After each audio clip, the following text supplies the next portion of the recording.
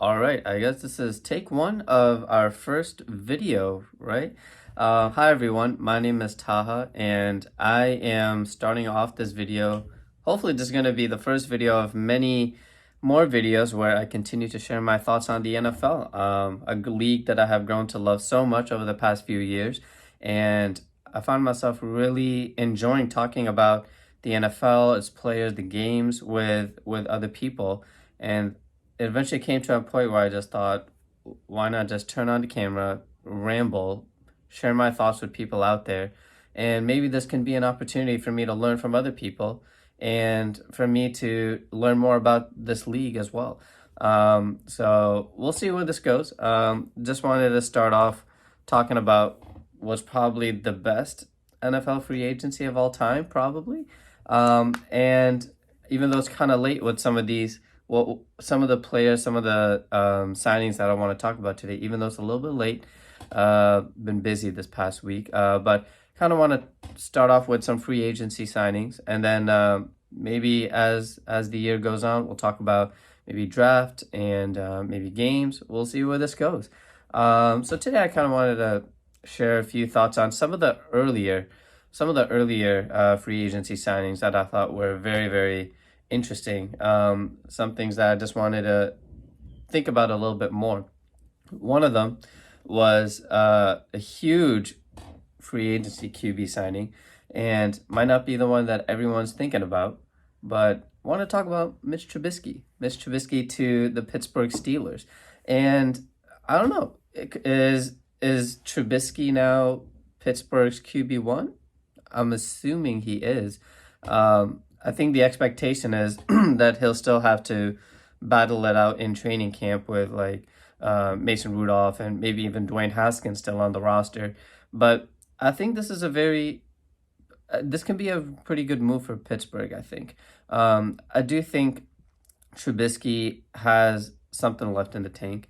I don't think he was as horrible as everyone is deeming him to be. Of course, he was very low in Chicago, but I do think some of that was partly coaching staff as well, especially towards the end of his tenure in Chicago.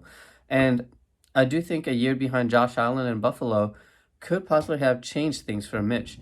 So I'm very interested to see how Pittsburgh works with Trubisky in this first year. It's a 2-year deal. I think it was like 2 years, $14 million. So I don't. Okay, most likely, I'll admit, most likely he might not be the quarterback for the future, but I think it's a good plug and play for Pittsburgh right now. Obviously, you don't have a huge, amazing QB class coming up in the draft. You're probably not high enough in the draft to draft someone like Malik Willis or something like that. So I like this move by Pittsburgh, honestly. I think this is a good transition from Ben Roethlisberger and potentially to something more long term. Now, and do think it makes sense for them because Deshaun Watson was going to cost too much for them. They're in a win now mode, in my opinion, especially with that defense that they have and with how increasingly competitive their division has got. I think it makes sense for them to not trade away all of their assets for someone like Deshaun Watson or Jimmy G. Jimmy G might have worked out a little bit better, but I don't think he was worth trading away assets for them right now. So I like this free agency signing from Pittsburgh. I think it's a low risk move, but potentially it could help them with their transition from Ben. I think this offense could potentially work for Mitchell as well.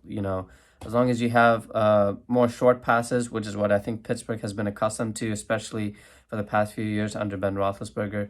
Short passes, pre-snap motion, especially you have a better running back in Najee Harris now that can help Mitchell Trubisky out as well. And I think the mobility of Mitch Trubisky will be a help to this offense compared to Ben. Ben Roethlisberger was not mobile at all. And I think that's one thing that Mitch Trubisky can bring. As long as he can bring his turnovers down, I think he can be a good plug and play increase, and then with that increased mobility that he has compared to Ben, I think this could work out pretty decently, more than what people can expect. And I do like that they have they have made some moves to their O-line as well. They have made some few free agent signings, re-signing some guys. They brought in a new center from Minnesota, a new right guard, I believe, or new left tackle, something like that. But I do like some of the moves that they're doing with their O-line as well. They could still probably, if I had to guess what they would do in the draft, I would guess that they would probably draft O-line in their first round. I believe their pick in the first round is around like what? Their pick is around like, yeah, pick number 20. I could see them drafting O-line here, maybe Kenyon Green for offensive guard. Tyler Linderbaum, probably not. But there's some decent O-line options I think that could work for them. But yeah, I'm excited to see what Mitch Trubisky can do in Pittsburgh. And I don't know. I think it'll work out a lot better than people might expect. Now, will they win their division? I seriously doubt it. But I do think they can get a couple wins from Mitch Trubisky compared to what they would have probably gotten if Ben Roethlisberger was there for another year. So really interested to see what happens there. Next move I wanted to talk about. Actually, it's low-key kind of a collection of moves, but all kind of centers around this one big move. And this is around, I'll probably call them my second favorite team. I'm a Dallas Cowboys fan, number one, unfortunately. But my second favorite team, I think it's fair to say, is the LA Chargers. I love their young team. I love Justin Herbert, and I love what they have been doing in free agency. JC Jackson, let's highlight it off with JC Jackson. I love this move. To bring him on, 5 years, 82.5 million, 40 million guaranteed. It's a huge deal. One of the biggest signings probably of the NFL free agency. I love that they brought down a true lockdown corner. This LA Chargers team is really built to win now, and they're acting like it. They want to take advantage of having Justin Herbert on his rookie deal, and they're trying to spend the money now, so as opposed to when they have to spend him the big money, because he is truly a possibly top five quarterback in the league. And their defense has to be it had to be their number one priority, right? And I love that they are making additions to their secondary first and foremost. 17 interceptions in the past 2 years with the Patriots. A lot of that time without Stephon Gilmore as well. So he was a true lockdown corner. It's not like he was in the shadow of Stephon Gilmore in New England or anything like that. I think it'll help out their secondary. Michael Davis was forced to be their number one corner like last year, and I think he'll be better served as a number two. He is decent. It's not like they have to replace him or anything, but for him to serve as the number two, Asante Samuel, their rookie from last year, can move over into the slot where I think he's a better fit. I think that's a really nice cornerback room to have in your locker room. So I really love that for the team. And you need these type of signings with, oh my God, the AFC West. All of a sudden, it's like the most competitive division I think ever in NFL history. And I think having someone like JC Jackson in that division, I saw a video the other day where he's gonna have to guard people like Devontae Adams twice now. He's gonna have to guard, I don't know, maybe someone like Jerry Jeudy or Tim Patrick, Tyreek Hill possibly, all like 2 times a year. And then on top of that, he's gonna be handling a lot next year, and I do think he's up for the challenge. I think it'll be very, very nice to see a true lockdown corner in the Chargers secondary, and pair that with Derwin James, pair that with also another move that I really like for the Chargers, trading for Khalil Mack. They really didn't have to give up that much for him as well, and I think it's fair, the trade that they made. I think they just gave up a second-round pick and a sixth-round pick, but pairing up Khalil Mack with Joey Bosa, I don't know if there's a better pass rushing duo in this league. To have someone like Khalil Mack, one of the best edge rushers in the league, pair that with Joey Bosa. Again, you need something like that in the AFC West with these new quarterbacks with the huge ramp ups in the AFC West, just in the AFC in general. Having that pass rushing duo in Khalil Mack and Joey Bosa, that's going to be a lot to handle. That's going to be fun to watch. And I really like also what they have done with their D line overall. Their run defense was atrocious last year. It cost them so many games last year. And I hope they finally move on from Tillery, and I love that they have signed Sebastian Joseph Day, former Rams player, familiar with Brandon Staley, former Rams defensive coordinator. I think he's really crucial. That a signing on a 3-year deal, great run blocker. That was the biggest hole in my opinion in their defense. Their run defense was, oh my God, so horrible. And to have someone they had signed another D tackle in Austin Johnson, bringing in those run blockers, run defenders, I think will help out a lot. Now, of course, they probably still have some holes on their defense where maybe they could use another linebacker. I'm not sure. I'm not sure if that area is complete yet. But as far as this defense goes, I think it's a lot better than what we saw last year or even the year before with Justin Herbert there. So I love what the Chargers are doing this free agency signing in this free agency period, and can't wait to see what they do next. Now, what will they do in the draft now? I'm glad that when they traded for Khalil Mack, they didn't have to give up the first round pick.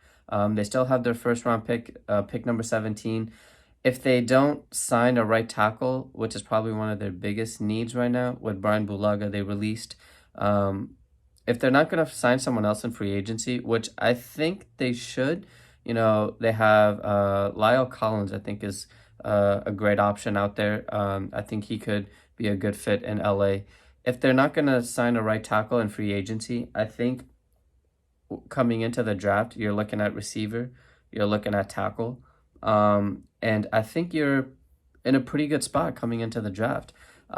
Super excited for the Chargers. Really excited to see what all that plays out into come the regular season.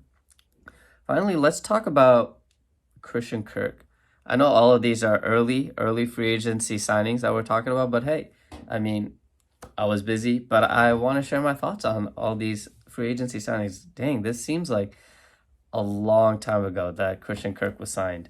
But man, Christian Kirk signed to become one of the highest paid receivers in the league. 4 years, 72 million. Now, 37 million guaranteed.